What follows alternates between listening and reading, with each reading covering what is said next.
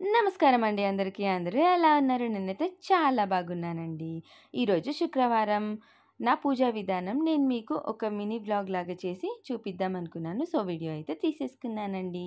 ఇక ఈ పూలమాలలన్నీ వచ్చేసి నేను ముందు రోజు రాత్రే ఫ్లవర్స్ అన్నీ తెచ్చేసుకొని ఒక మాలలాగా ప్రిపేర్ చేసి పెట్టేసుకుంటానండి.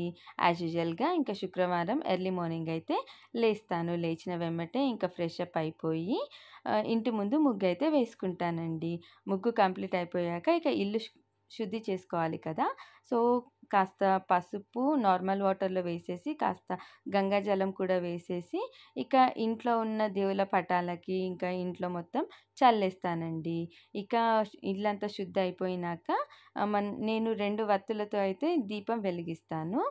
2 వత్తులతో 2 దీపాలైతే వెలిగిస్తాను. ఆ తర్వాత ఇంకా దేవునికి ధూపం వేసేసి, హారతి ఇచ్చేసి, ఇక నా పూజనైతే నేను కంప్లీట్ చేసేసుకుంటాను. ఇలా అయితే జరిగిపోతుందండి నా పూజా విధానం శుక్రవారం రోజున. నేనైతే ఇలా ఇంట్లో ఉన్న దేవుని ప్రతిమలన్నింటికి పూలమాలలైతే వేస్తాను.